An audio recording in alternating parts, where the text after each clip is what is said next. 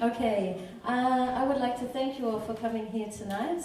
My name is Jeanette Ploy. I'm your host for this evening, and this is our third edition of Brand the Change Live events. So we're here tonight to find out how branding can be used to sell ideas for change more effectively. We're going to hear stories from founders who have created and built brands that inspire us to take action, brands that make us feel part of something, and brands that give purpose to our consumer power. Tonight we have the honor of hosting two young companies that are trying to change the way we eat and drink. The stories of Frankfort Tea and Dutch Wheat Burger show how smart branding is crucial to creating the change we want to see. So without further ado, I would like to introduce Frankfort Tea, Valerie Hirschhauser, she told me don't attempt that, and David Kellerman. Please give a hand.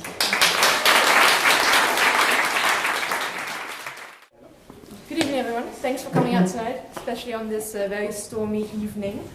We want to thank Brand for Change for inviting us, and Patagonia for hosting us, obviously, this beautiful office space.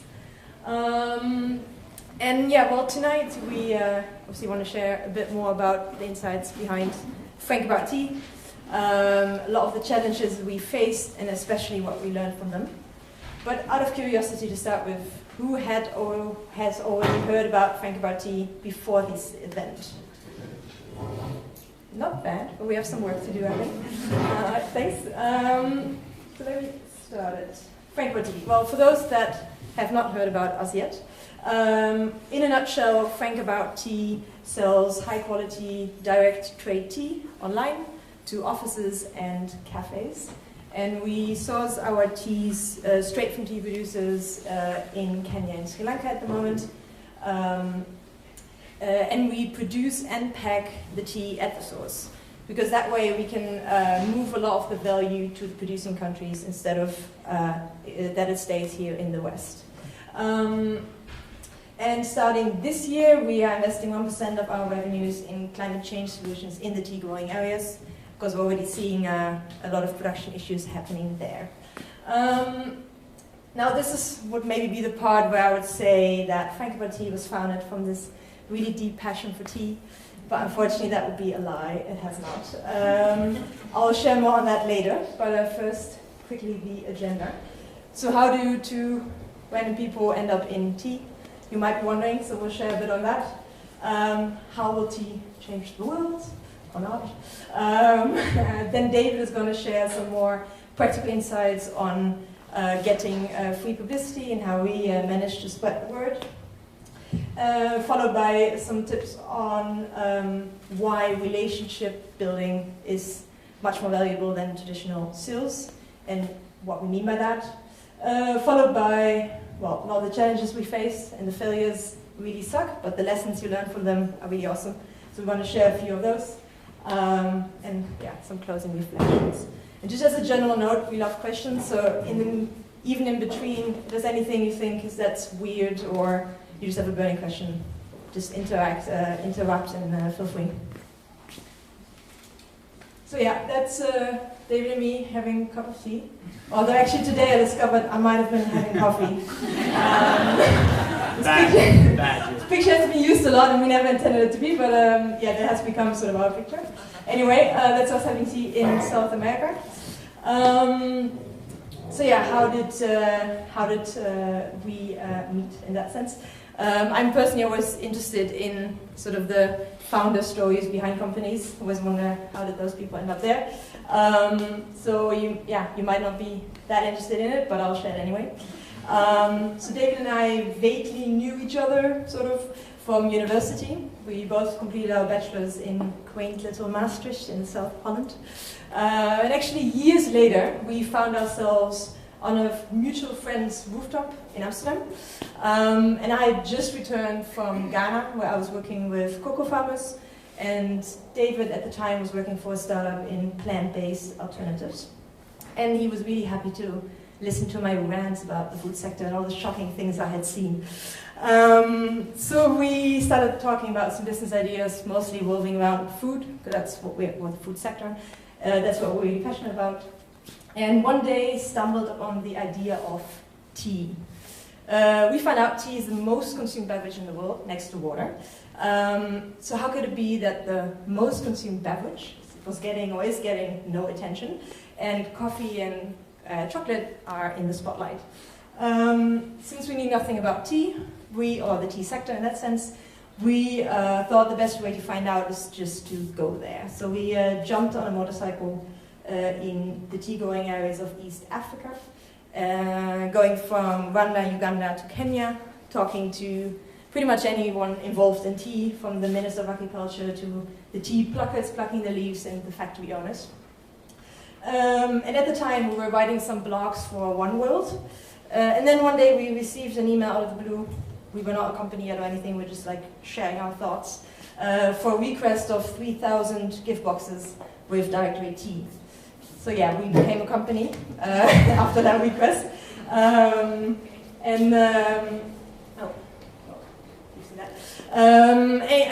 yeah, we got the request. We went back to the Netherlands. I got my little cousins and their friends involved, child labor aside, and we paid them a little bit to fill those 3,000 pouches in my uncle's garage. So it was a bit unorganized.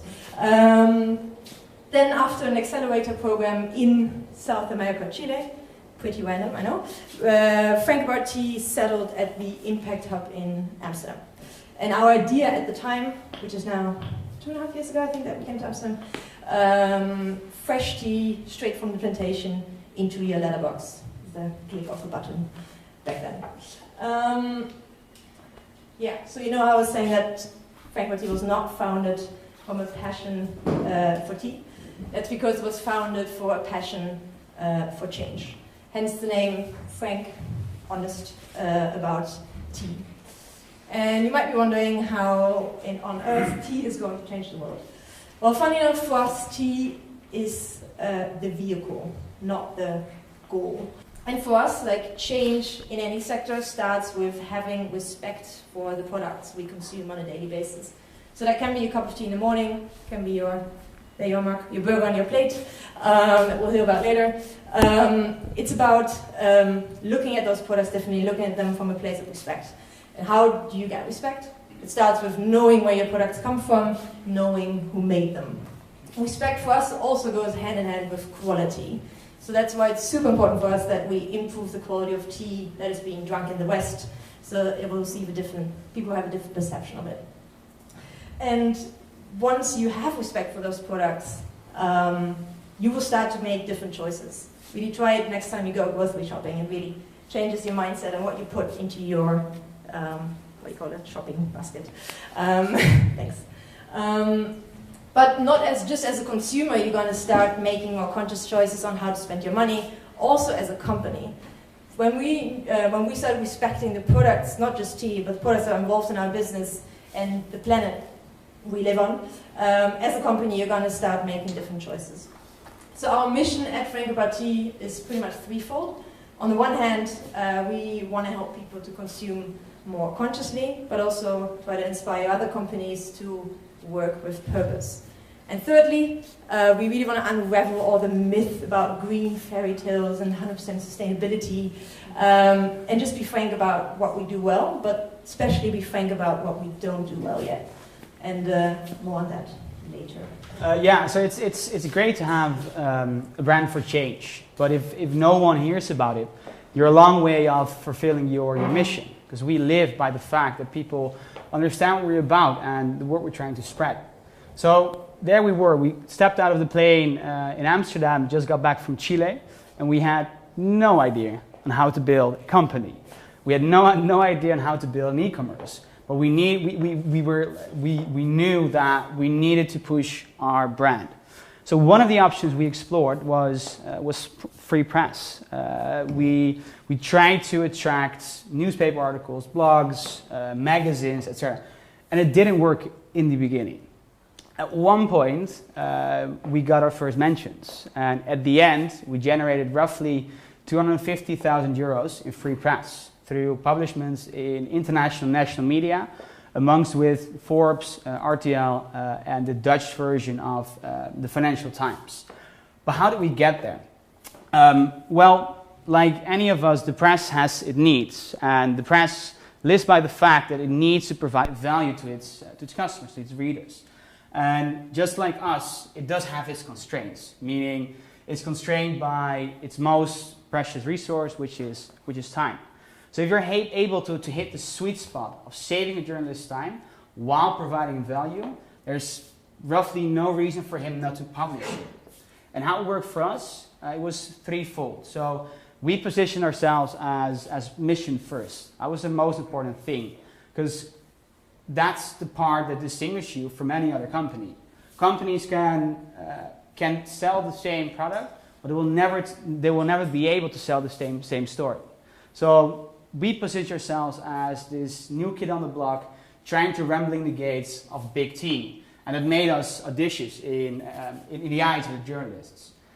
Secondly, we saw ourselves as being different, primarily because we tried to create a new business model, direct to consumer in the tea sector. And thirdly, we tried to be noteworthy.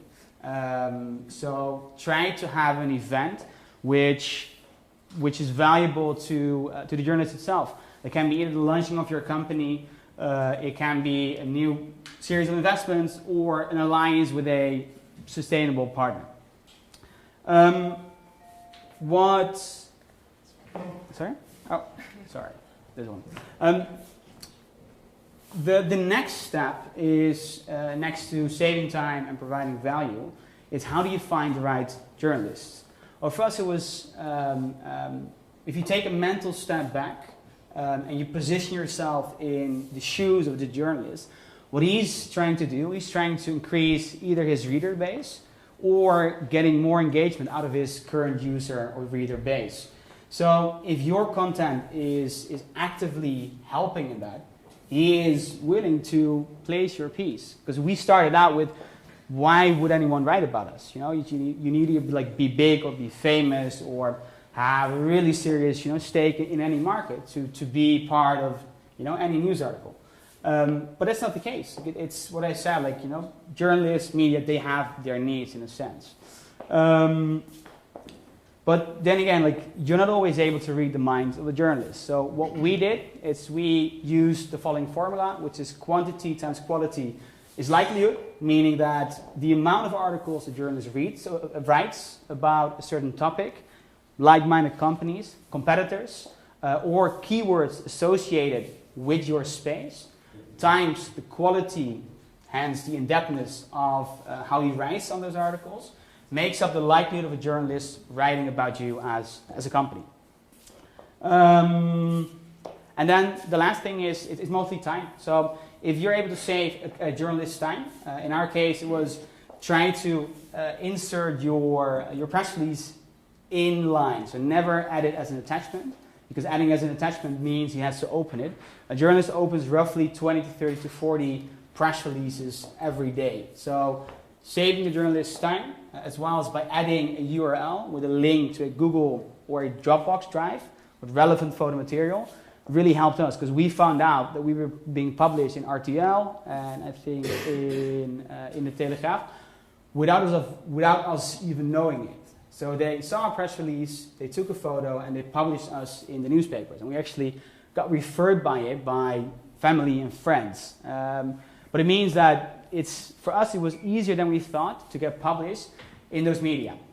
And once we found that having been published in these media, it's way more easy to get, again, republished. So the moment we got nominated on the Forbes 30 under 30 list, we could recycle this entire strategy by contacting our old media relations and asking them, this is what has happened. This is a press release, and it landed us a seat on the table of RTL Late Night, and again, a new publishment in 7 media outlets.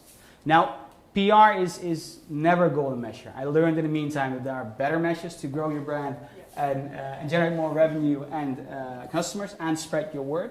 But then again, it's still a very valuable media to solidify the relationship with your existing and new customers. It creates credibility.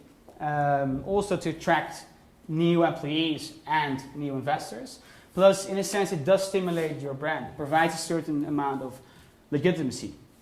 Actually, there's a funny anecdote I remember, if you don't mind me sharing. Yeah. Remember after we went Telegraph with the picture that was there before, we suddenly got a call by an older gentleman. He was very angry, and he went on a huge rant on how we dare to dress that way when being published in the Telegraph. I'm not sure that Telegraph had any standards, but yeah, that was weird. He was really angry, and we had to soothe him with lots of free tea. It was really weird. But that was our picture. Yeah. Anyway. Yeah, this is what we're mostly about. Like, we started as a B2C company, as a subscription company, and that's what we like to do. We like to sell the story to customers and spread the brand.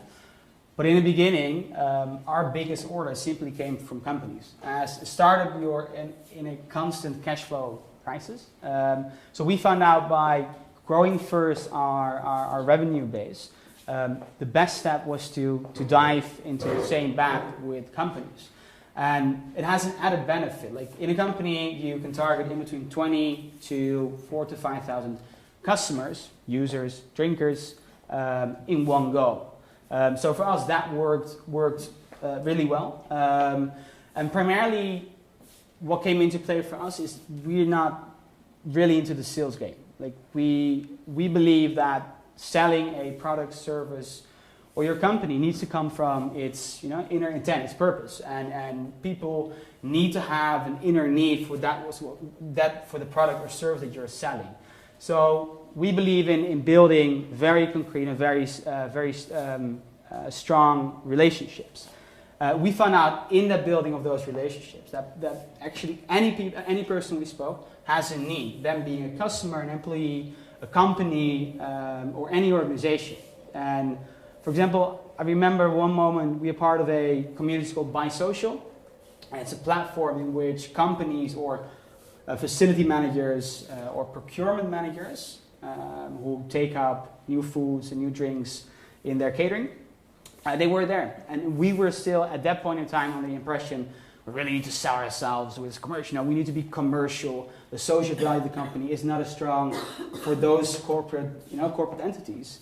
But we found out they have a really definitive need at the same time as well. So the guy told us, like, we have to meet our CSR goals. We believe in the brand for change. That's important. We want to sell the story as well to our customers. But in a sense, threefold. It's you help us meet our CSR goals. And while we really don't like to step into the greenwashing game, if it gives us a platform in spreading our brand, still within the conditions we kind of maintain, within our principles, we're happy and we're satisfied in that sense. And secondly, so as I said, like, we don't try to position ourselves as a tea supplier. We rather position ourselves as a partner. Like, we want to spread our word. They want to have good tea with a good story. So we see ourselves more as a partner for impact, in trying to help them address their needs, but as well helping to make their catering and procurement more sustainable and go beyond, let's say, the organic and the whole fair trade charade, in a sense. Another measure and it was funny, was actually more like a gimmick. We brainstormed one evening, and in relation to addressing CSR needs and goals of companies, we were like, why not make an impact calculator? So we went onto the side of our tea supplier, which is a carbon neutral tea plant. And of course, we fly our tea in. We have paper we use. We bring our tea to those venues. So we use carbon dioxide. We use garbage. We use paper. But then again, because we have a carbon neutral plant, the type of material we use is less harmful. We are, in a sense, less harmful to the environment than the majority of tea brands around us, meaning that we again help them in addressing these needs. So we send those calculators, not in the expectation anyone would like it, but that was one of the primary reasons of two or three of our largest customers to work with us, because it became really concrete the impact they could generate, not only on the whole branding story side, but as well as on the concrete impact side. Like, this is what you help us to do. So yeah, like, for us, building relationship is essential in that sense. Yeah. Yeah. We didn't practice this so well, as you can maybe see. Well, what would you write, I suppose, in our lessons? And the first lesson we named Keeping It Real. And keeping it real and putting your mission first really pays off. You know, as a founder, you have to make hundreds of little decisions in a week, some bigger than others. And what do you base those decisions on? Well, I want to just give you an example to illustrate the point I want to make with this lesson. So as David was saying, we started off more as a loose tea company. Then we were getting requests from companies to have the tea at the offices. So loose tea became less of an option, too inconvenient, because you need to take 2 seconds to fill your bag. Anyway, we've accepted that. And so we started looking into options for producing tea bags. I don't want to get into too much detail of this really nasty tea bag production industry, but let me just say that producers everywhere were urging us to use nylon material tea bags, which is considered like the luxurious option for tea brands. Yeah, you might know that nylon is a plastic, so it's not necessarily something you want mixed in with your tea, if you ask me.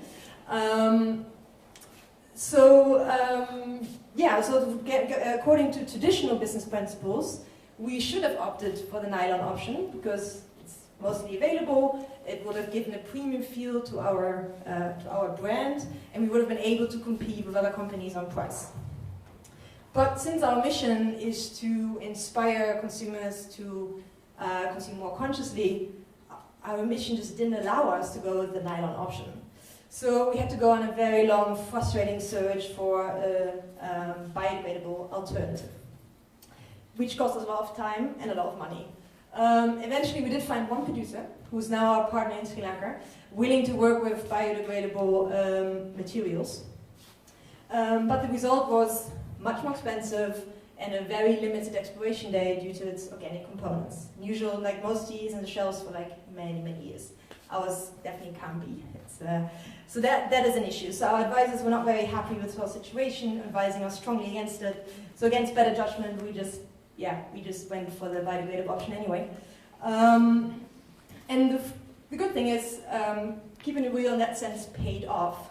So really including your mission in your decision-making process, which is not very business, business economics would have told us not to go with the nylon option, but if you are a social enterprise, there's more to take into account than traditional business economics. So the lesson for us was really, we can't base decisions purely on price, logistics, and other factors. We have to take our mission into account, and otherwise what's the point of starting a mission-aligned brand in the first place? That's what we learned from that. Oh, we can just go. Oh, yeah. Feel fast. We did it a lot, and we didn't do it a lot as well. One moment I remember was that it was in November 2016. We had no e-commerce knowledge, we had no technical knowledge, we had no tea knowledge, so we were starting very prepared on our journey.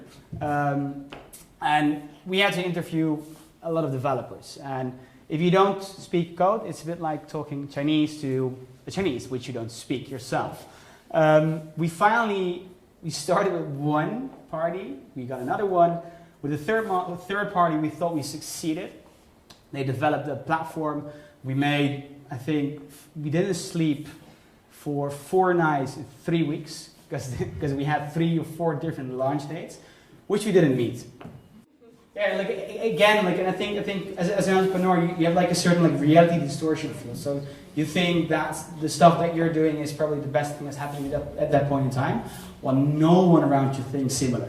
And you kind of need that because breaking through the noise for yourself, all the insecurities you have, all the lack of knowledge, is for us necessary. So the failing fast is in a sense trying to get as successful as quickly as possible by doing a lot of stuff that doesn't really work to really understand what you need to do that works. And we're still in that process. We're still not there yet. So we are definitely a startup which is still in its beginning phase. We have product market fit on certain areas of the company, but not on everything. And so we want to be a B2C company, but we understand that tea is still not yet being sold through internet as much as possible.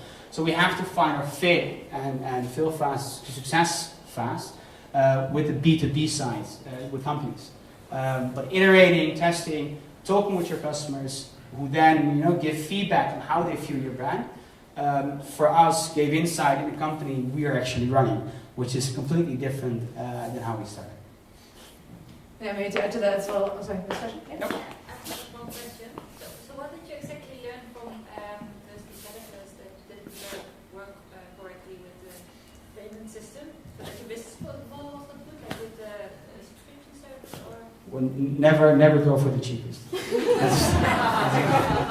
No, like, yeah, like it's a cash flow thing. So like we couldn't spend like a lot of money on developers, but it's mostly, I think, in building a tech company, get someone on board who has some tech knowledge. That's the primary lesson, kind of. No, in a sense, what you learn is that the thing is you can anticipate any feedback of customers or any change or insecurity that could happen to your product, service, or business model, but you're never smarter than your customer. Like us two, we don't have the same collective knowledge of everyone in this room. So for us, what we found out, it's better to launch, let's say, like a half-baked prototype or product, get quick feedback, and then iterate based on the feedback you get, and build a better product. Because to give you an idea, like when building the subscription model in Chile, we thought of this customer journey, and they got books and like 12 boxes, and this whole experience they would get. And it took us, let's say, like a month in developing the whole mindset, mantra, design. And we didn't sell like one of those boxes, like it became simple to like, a 2-pouch tea box with some information added to it, because that's what people want, and they don't have to, because our customers, they're more or less sustainably minded, and they don't want to have all the extra frills. They just want to have a really good product with a sound vision behind it. So it's mostly that. We actually had a fancy filter in there, tea filter. And then we got back, everyone thought it was a condom. So if you don't test that with other people, because we obviously didn't think it was a condom, we would have gotten that feedback a lot earlier before sending out all our beta boxes. So yeah, it's good to go beyond the two. Yeah, and especially you're so in your business, you often don't see anymore sort of what you actually said. That was another question. Yeah, I was just going back to the product market fit. So because you said like you didn't have product market fit on some stuff, and you did on some other stuff. So how did you get to know the other stuff? What are they, and how did you get there? So okay, I've got product market fit on this. Well, I think it's simply if people come to you to really like that they request your product, we found out in a sense it felt like we had a fit, like we were addressing a certain need of that group. Like on the B2C side, on the online side, we're still finding how we are able to communicate our brand, but as well best sell our product. Because in a sense, we need to build a company. Within B2B, we did like a lot of pilots. So I checked out my LinkedIn, I contacted some friends, some people within my network. Asked them, do you want to do a pilot? You get free tea for 2 weeks. You don't have to pay for it. If you like it, fine, and we can continue the business relationship. If not, we come to get the setup, no strings attached. At the end of the 2 weeks, we did like a type-form survey. They gave us our feedback on the design, experience, and the flavors of tea. And based on what we got out there, we then again like reiterated based on the flavors we delivered, how we look like, who we approach, and the pricing we got. And at one point in time, we had the right pricing with the correct design and the right flavors. So for example, for international companies, we needed to have a really basic tea, because they mostly drink black tea, green tea, Earl Grey, and maybe 2 herbals. If you go to, let's say, a female-ish startup kind of company, it's mostly herbal. So it's trying to find different niches to which your product would suit. And to go beyond it, like we found out like bigger corporates, such as PwC, from multiple bankiers, they have a sincere need in addressing their CSR goals. So plus having a product which fits and a brand that fits, we as well can help them addressing their impact goals. And PwC is really interesting because they calculate their sustainable impact. So it's not simply, we're going to take you up and that's it.